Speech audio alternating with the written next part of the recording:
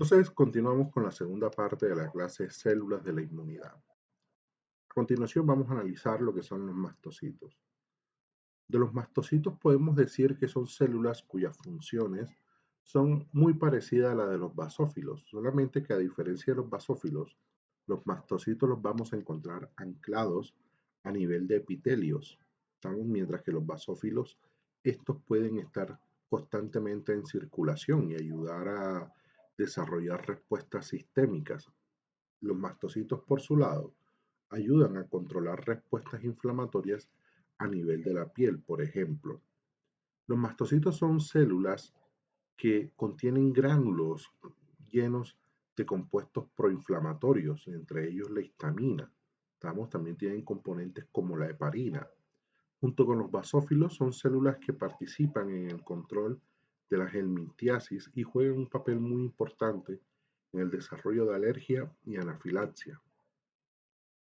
Ambas células tienen una capacidad de unir anticuerpos de clase IgE sobre su membrana para el reconocimiento de moléculas conocidas como alergenos. Una vez se da esa unión de anticuerpos a la membrana de estas células y se da el reconocimiento de esos famosos alergenos, se produce una liberación o una reacción conocida también como degranulación. Esa degranulación permite la liberación de compuestos preformados como la histamina, la serotonina y factores quimiotácticos, pero también ayuda a liberar otros componentes como leucotrienos y prostaglandinas. Esta degranulación va a marcar el inicio del desarrollo de la respuesta alérgica como tal a nivel de los síntomas clínicos que podemos observar en esos individuos alérgicos. De manera muy general, porque hay una clase más adelante específica de solo alergia, vamos a hablar de cómo participan estas células en el desarrollo de las respuestas alérgicas. Lo primero que vamos a tener en cuenta es que estas alergias o esta respuesta alérgica puede suceder incluso en pacientes sanos porque ya está descrito desde hace tiempo que participan en el control de la helmintiasis.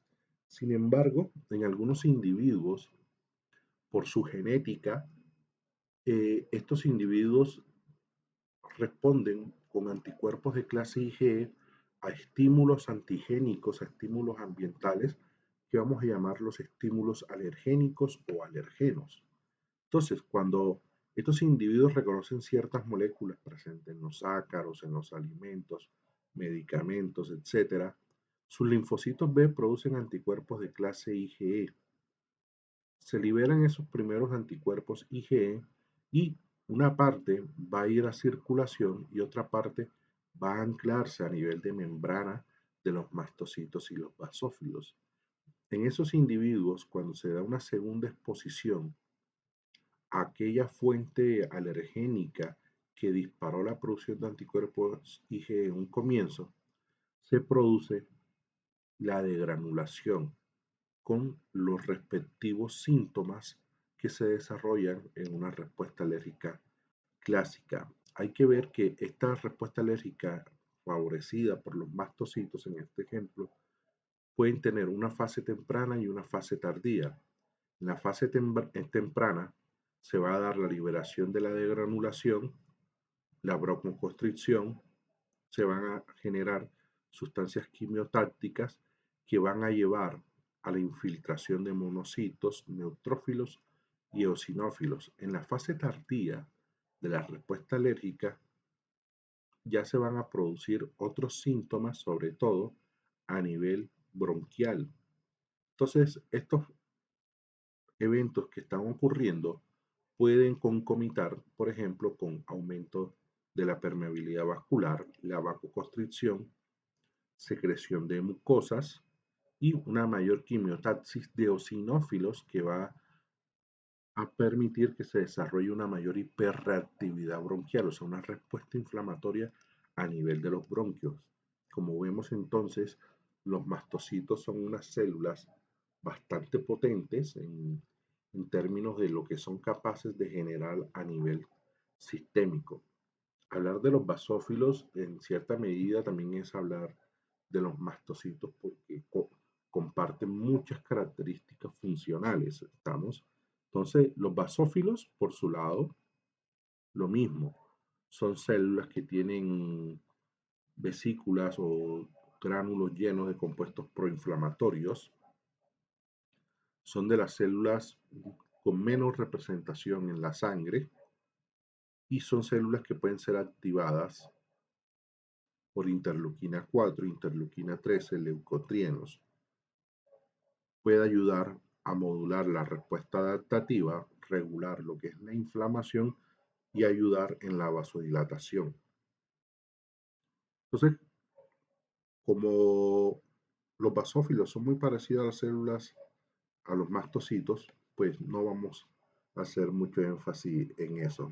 En la respuesta alérgica para la cual hay una clase tendremos mayor detalle de ello. Pero hablemos de un tipo de población celular que podemos decir que tiene como característica su alta plasticidad.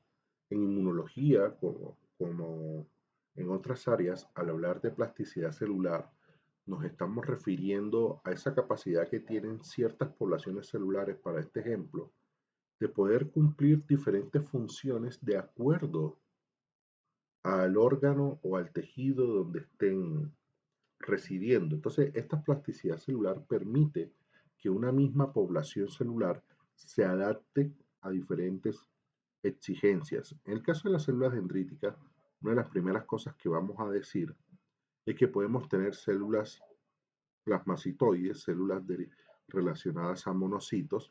Son células con una alta capacidad de fagocitosis, ¿estamos? Y tienen una alta capacidad de presentación antigénica. ¿A qué se refiere esto? Cuando nosotros hablamos de presentación antigénica, estamos hablando de que son células que tienen mucha facilidad de presentarle al linfocito T los restos de patógenos y favorecer la activación de esto. Entonces, juegan un papel muy crucial en lo que se define como la respuesta inmunológica o la sinapsis inmunológica como tal. Entonces, estas células tienen diferentes orígenes. Pueden venir desde la médula ósea o pueden venir de órganos hematopoyéticos fetales como el saco vitelino, el hígado, ¿estamos? Y podemos tener diferentes fenotipos como vemos en esta imagen.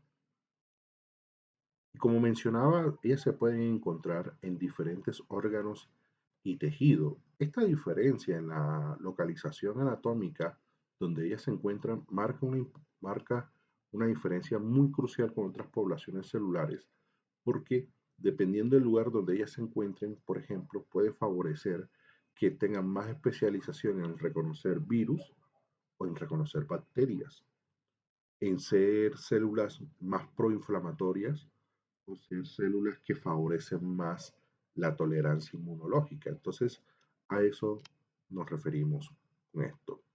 Y un ejemplo de qué tan distribuidas están estas poblaciones celulares, que las podemos encontrar a nivel del timo, a nivel del vaso, a nivel de la epidermis, a nivel intestinal, las placas de Peyer, o sea, a nivel de los ganglios linfáticos.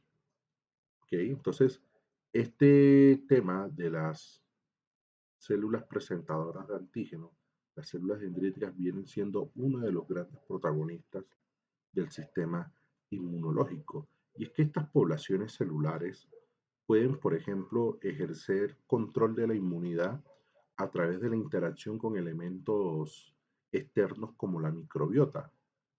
Digo externos porque son elementos que vamos adquiriendo según el paradigma actual y que vamos desarrollando a través de la vida. Entonces esas células dendríticas ayudan a mantener un ambiente tolerogénico a nivel de la piel, a nivel del intestino, y hacen que el sistema inmune siempre esté despierto, pero de una forma muy basal. No hay que caer en el error de que constantemente están activando el sistema inmune de manera inflamatoria, sino que